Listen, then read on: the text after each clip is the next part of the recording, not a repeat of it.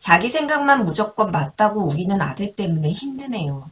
다른 사람은 다 거짓말쟁이라며 다른 사람들의 말은 듣지 않아요. 머리는 좋은 편이고 바른 편인데 다른 사람들에 대한 이해도나 관심도가 많이 떨어져요. 앞으로 어떻게 키워야 할까요? 먼저 자신의 생각만 옳다고 생각하는 아들의 생각이 틀린 것일까요? 인간은 누구나 자신의 경험과 기억을 바탕으로 생각을 갖습니다. 현재 아들의 경우 자신만의 생각이 옳다고 주장을 하고 있다고 하는데 아들의 입장에서 주변에서 자꾸 틀렸다는 지적을 받게 되면 어떨까요? 오히려 반발심이 생기겠죠.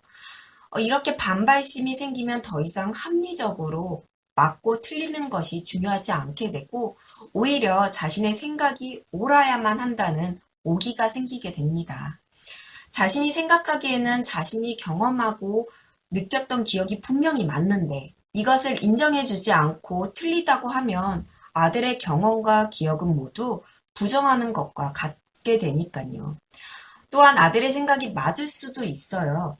상식적으로 보편화되어 있는 지식들이 왜곡된 것일 수도 있다는 뜻입니다. 만약 모두가 잘못 알고 있는 것을 아들이 혼자만 올바르게 알고 있다면 어떻게 될까요? 이처럼 아들이 생각이 잘못되지 않을 수도 있다는 것과 그렇게 되면 아들은 잘못된 것을 우기는 것이 아닌 그동안 비난을 받은 것이 억울하여 화를 내는 것일 수도 있다는 것이죠. 그래서 아들의 생각이 맞을 수도 있다는 관점으로 생각해 보는 건 어떨까 싶어요.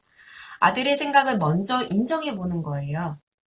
아들의 생각을 인정해 주면서 생각의 근거가 어디에 있는지 찾아보고 그러면서 아들이 정말 자신의 생각을 논리적으로 주장하고 있는 것인지 아니면 반발심에 오기를 부리고 있는 것인지 알 수 있게 되겠죠.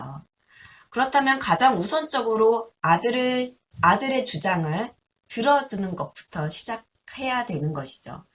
그리고 아들이 느끼고 자각하는 생각은 아들의 입장에서는 분명히 맞는 것이기 때문에 너의 입장은 그렇게 생각할 수 있다라는 것을 인정하는 것입니다.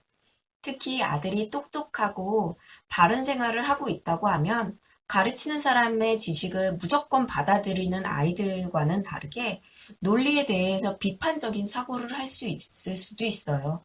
이것이 다른 사람들 눈에는 자기 주장만 하는 것으로 비춰 보일 수도 있지만 부모는 자신의 관점이 아닌 아들의 관점을 생각해 보고 그리고 아들의 생각을 인정하면서 지속적으로 대화를 나누다 보면 현재의 문제를 해결할 수 있을 것이라고 보여집니다. 만약 반발심에 우기는 것이라고 하더라도 부모님의 인정과 지속적인 대화를 통해 아들이 스스로 생각을 조정해 나갈 수 있게 된다는 것을 알려드립니다.